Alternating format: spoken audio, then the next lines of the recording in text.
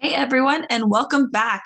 Last class, we were starting to construct our unit circle, and we are going to continue in a few parts actually. So this is part one of a couple of constructing the unit circle. So in our last class, we started to discuss the coordinates, and a couple key things I just wanted to refresh and go over were the fact that we always started right here, right at this. This was our starting point, and we worked in a counterclockwise direction. And the reason we started there was just because that's the beginning of quadrant one. And we know all of our quadrantal coordinates to start based on the fact that the radius is 1 in a unit circle. This coordinate becomes 1, 0 right here. Moving around in that counterclockwise way, we can see if that radius is 1, then it is as well up right here in the middle. X is 0 and y is 1. Continuing along, x is -1, it's just going in the negative direction, and y is 0. And then x is 0 and y is -1 for our other point.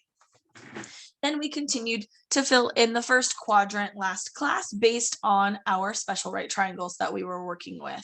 So again, since this is our starting point, this is kind of where the base of our triangles were. And the first triangle we worked with was a 30, 60, 90 triangle right here. 30, 60, 90 triangle. And we can see that this side length is pretty long. Right over here, this x side length is pretty long, and that side length was the square root of 3 divided by 2. And then the height right here is a little bit shorter. That's 1/2, because remember, this angle measure was 30 degrees, so across from it's going to be the shorter side length. Oops. Then we did the same thing, but we moved on to our next special right triangle, which was a 45, 45, 90. And 45, 45, 90s are 1, 1, 2 triangles. Our radius is always 1. So that allowed us to determine that both the side lengths for x and y were going to be the square root of 2 over the square root of 2. Root 2 over 2, root 2 over 2. And the last triangle we had was actually like the same one we previously discussed in disguise. Because it's really just a rotation. The 30, 60, 90 triangles flipped. It's 60, 30, 90. So now we can see that this x distance right here, oops. The x distance is shorter in this new triangle. So instead of the distance being root 3 over 2, the larger side, now it's 1/2. And vice versa, we can see that the vertical height, that distance along the y-axis is larger, so then we have root 3 over 2. Now, there are so many different ways that you can visualize the unit circle being constructed, but we can use the song. That's one strategy. 1, 0, root 3 over 2, 1/2, root 2 over 2, root 2 over 2, and the rest is just a laugh. 1/2 root 3 over 2, 0, 1, you're done. You can find the rest of the coordinates if you just know quadrant 1, right? That's one way you can remember. And again, moving in that clockwise or counterclockwise direction that I started off mentioning at the beginning of this video. Or something that I do too, if the unit circle song is not directly ingrained into my mind, is I kind of read this, even though I'm working counterclockwise, reading the unit circle kind of starts for me as like reading a clock. So notice we're starting at 0, where this normally would be the 12. The first coordinate is 0, and then I just read the coordinates. It's 1, 2, 3, just like a clock would read 1, 2, 3 in that way. And I happen to notice that no matter what, all of the denominators are always 2. Dividing by 2, dividing by 2, dividing by 2. So I really just need to know the first coordinate. And then I recognize the pattern that as I work this way with my x values, my y values do the same, but in the opposite direction. So where I started off with x was equal to 1, then I went 2, 3 as I was reading my clock. The vice versa happens for the y coordinate. So then it starts 1, 2, 3. Again, remembering that everything is divided by 2 in the first quadrant for all of my coordinates. I also happen to remember that basically everything in the numerator is under a square root, right? This is the square root of 1, which is really just 1. And this does have the square root of 3. We've got 2 square root of 2's, square root of 3, square root of 1, but the square root of 1 is just 1. So that is just a few of the patterns and ways that I think about constructing the unit circle if maybe the song, it was not a strategy that worked well for you. Then we are able to just use reflective properties to fill in the rest of our unit circle. So for example, this coordinate right here reflects across the y-axis and ends up right here. And we have that same exact triangle, but now the x is moving in the negative direction. So our coordinate for that point is -1/2 positive root 3 over 2. And same thing. There's a couple different ways I can think about reflections. I tend to just continue in the counterclockwise pattern where this point now is going to get reflected across the x-axis, meaning it's reflecting this way. And so this is the new point. Again, it's that same exact triangle. Now both x and y are in the negative direction for quadrant 3. So it's -1/2 negative root 3 over 2. And in quadrant 4, there's 2 different perspectives you could take. You could say that this coordinate is being reflected, and so now it's right here. Or you can go back up to quadrant 1 and say that it's being reflected down. And we would get the same. No matter which way we have our perspective, we still have that same triangle. Just now in quadrant 4, the x coordinate is positive. So that's +1/2, but y coordinate is negative. So we have negative root 3 over 2. And we repeat this process for all of our special right triangles. So resuming the same patterns, we can see that we can fill in the entire unit circle just as long as we know quadrant 1. So take a second and check out the unit circle. Let me know, what kind of patterns do you notice when it comes to coordinates? Here's another perspective without the colors, okay? Try and make sense of the coordinates in the best way that makes sense to your brain. What makes sense to me doesn't necessarily going to make sense to you. So it's really important that we personalize how we understand the construction of the unit circle.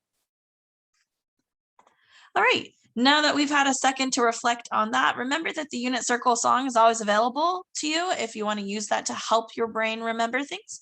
Knock yourself out. For me, it really helps, but I know for others it doesn't. But I'm really just trying to infiltrate your brains at this point in time. So now that we've discussed the coordinates, the natural thing to move forward would be to work on filling in the degree measures, because now so far we have filled in all of the coordinates. We know this is 1, 0, this is root 3 over 2, 1/2, root 2 over 2, root 2 over 2, 1/2 root 3 over 2, 0, 1, and then just change the sign. So we filled in all of these parts of our unit circle. Now we're going to fill in the degrees, and the degrees follows with our coordinates because we've kind of already been talking about our degrees. Remember, we have our starting point here, and our starting point, that would be just like a flat line. So that would be 0 degrees. That's a 0 degree triangle, 0 degree line. It's a 0 degree triangle because it's completely squished. There's no height to it, right? So we're starting 0 degrees. And remember that we work through our unit circle going counterclockwise like this. So if the starting point is 0 degrees, my first question is, how many degrees are there in a full circle? There are, 360 degrees, right? So once I finish my entire rotation around the unit circle, meaning I start at 0 degrees and I do my single rotation all the way around, I'm finishing at 360 degrees. So 360 degrees is in one whole rotation of a circle. If 360 degrees is in one whole circle, how many degrees is in half of a circle? Half of a circle has 180 degrees, right?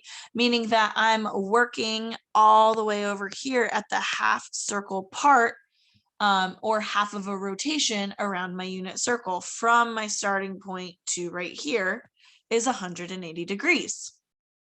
And if half a circle is 180 degrees, we can go around and say 180 plus another 180. Well, that does give me 360 degrees. Perfect. Now, if 180 degrees is in half of a circle, how many degrees is in a quarter of a circle? Just starting here and quartering our circle. We kind of split it into halves. Now we're splitting it into quarters. How many degrees is in a quarter? How many degrees is half of 180? That is going to be 90 degrees. So I do have my degree measure over here as 90 degrees. Well, if a quarter of my circle is 90 degrees, right, working through that 1/4 rotation, the next quarter rotation is 90 plus 90. That does give me 180 degrees. And then 180 degrees plus another 90 should give my coordinate over here down at quadrant 3. So 180 plus 90 degrees is going to give us that 270 degree angle measure. So all the way down here, I am at 270 degrees. And again, just to verify that our pattern works, 270 plus 90 does in fact bring us back full circle to the 360 degrees. So you can see that we can kind of start to break up our unit circle into degrees by thinking like fractionally. And so I'm going to continue with this pattern of breaking it down, okay, working in fractions here. So if 90 degrees is a quarter, right, we're talking about this angle measure here, we just cut our unit circle into quarters. Well, let's keep cutting things in half, right? What is half of 90 degrees? What is 90 divided by 2? That would be halfway between 0 and 90. That is going to give us 45 degrees.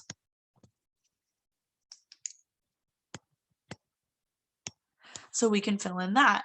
And if we were going to follow our rotation, if this is 45 degrees, right, from here to here, then 45 plus 45 gives us 90. 90 plus 45 would give us this next angle measure right here. So that 90 plus 45 gives us 135 degrees. And if we just keep following this pattern of adding increments of 45 degrees, 135 plus 45 does give us 180. And then 180 plus another 45 degrees gives us this angle measure right here, which is 225. I just did 180 plus 45, 225 degrees. Continuing on, 225 plus 45, brings us to 270. 270 plus 45 degrees brings us to 315.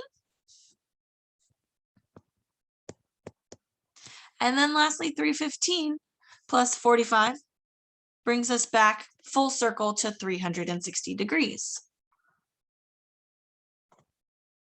How do you think we're going to break up quadrant 1 to get the other two measures in there?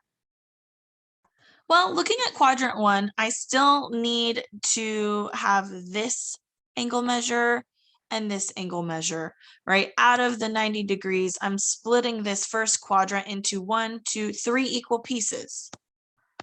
3 equal pieces. And 90 degrees divided by 3 is going to give us 30-degree increments, right? And that makes sense from when we started our unit circle. We started with 30, 45, and then this guy was 60 degrees.